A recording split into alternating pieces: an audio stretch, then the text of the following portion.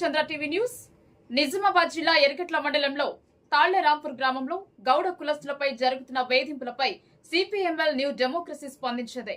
Party జిల్లా నాయకులు పుట్ట వరదయ్య గ్రామానికి వెళ్లి గౌడ సంఘ సభ్యులను కలిసి మద్దతు తెలిపారు.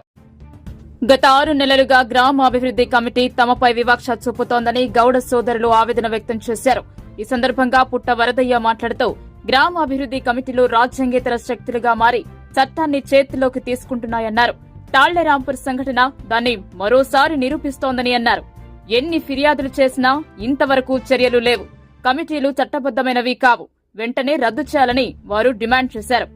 ఆర్మూర్ ప్రాంతంలో క్రింది కులాలపై పెరిగిన ఒత్తిడి, బహిష్కరణలు ఇప్పుడు ప్రశ్నార్థకంగా మారాయని అన్నారు. ప్రభుత్వం తక్షణ చర్యలు తీసుకోవాలని, గౌడ కులస్తులకు అండగా తమ పార్టీ నిలుస్తుందని హామీ ఇచ్చారు. ఇంతవరకు తాళ్లరాంపూర్ గ్రామంలో అధికారుల నుంచి ఎలాంటి స్పందన రాలేదు. మరి ప్రభుత్వం ఎలా స్పందిస్తుంది అనేది చూడాల్సిందే.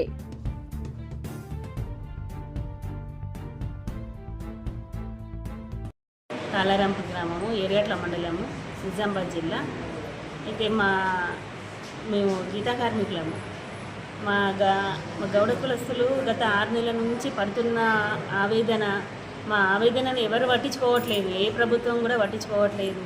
మా కష్టం మేము ఆ చెట్లెక్కి వాళ్ళు అమ్ముకొని వస్తేనే మా బ్రతుకులు ఆ చాలని రోజు కనీసం ఆ చెట్లెక్కి వాళ్ళు పొద్దున్నాక పోయి చెట్లెక్కి కష్టపడి ఆ మళ్ళా తెల్లారి ఆ కళ్ళు అమ్ముకొని వచ్చినాక కూడా కళ్ళు ఉంటుందా ఉండదా అని కూడా వాళ్ళకు నమ్మకం లేకుండా ఉంటుంది.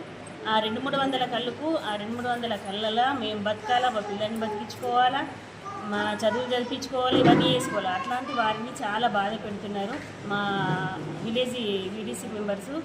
అయినా వాళ్ళు అన్నిటికీ ఒప్పుకున్నారు, అన్ని షరతులకు ఒప్పుకున్నారు. కానీ వాళ్ళకు సాధ్యంగా అని పెడితే మాత్రం ఒప్పుకోలేరు. తాడి చెట్లు ఇప్పుడు ఎవరు ఎక్కుతున్నారు? తాడి చెట్లు ఎక్కువని షరతులు పెట్టడము. మా కుటుంబాలు ఏం కావాలా? తాడి చెట్లు ఎక్కి వాళ్ళు ఇంటికి వచ్చేదాకా కూడా మేము ఎదురు చూడాలా. ఇప్పుడు ఆ తాడి చెట్లు ఎక్క వాళ్ళు ఎవరు లేరు, శాతనైతే లేదు ఎవరికి. ఆ ఈత చెట్లు ఎక్కుతున్నారు. మాకు మాత్రం చాలా అన్యాయం జరుగుతుంది. ఏ ప్రభుత్వం కూడా పట్టించుకోవట్లేదు గత 6 నెలల నుంచి. అది కాకుండా మేము దాంట్లో అసలు మేము ఆడవాళ్ళం ఎవరం కూడా వెళ్ళలేము దాంట్లకు. అలా 6 నెలల నుంచి వాళ్ళు బాధలు పడుకుంటా వాళ్ళ బాధలు వాళ్ళే చెప్పుకుంటేనే వాళ్ళు తిరుగుతున్నారు ప్రభుత్వము. ఏ ప్రభుత్వం కూడా పట్టించుకోలేదు, ఏ చర్య తీసుకోలేదు.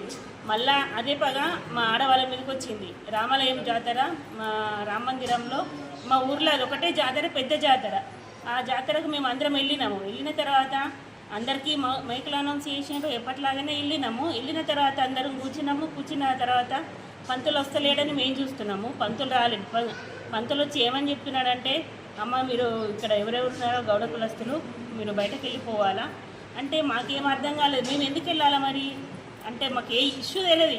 ఇట్లా జరుగుతుంది, మమ్మల్ని వీడీసీ వాళ్ళు ఇట్లా వేస్తున్నారు అని మాకేం తెలియదు. మళ్ళీ ఒక 15 నిమిషాలకు మళ్ళీ బయటకు వచ్చి మా అక్కను ఒక 2 బయటకు పిలిపించుకొని, అమ్మ వీడీసీ వాళ్ళు మిమ్మల్ని బయటకు వెళ్ళిపోమంటున్నారు, మీరు బయటకు వెళ్ళిపోతేనే పూజలు జరుగుతాయట. అంటే మరి మేము ఏం చేసినాము? మేము డబ్బులు ఇవ్వలేదా?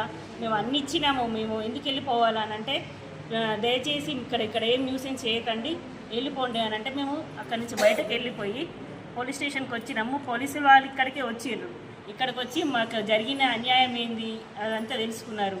పూజారికి ఫోన్ చేస్తే పూజారి చెప్పిండు, పంతులమ్మ చెప్పింది. మేము పంతులు వెళ్ళగొట్టిందనే చెప్పినాము.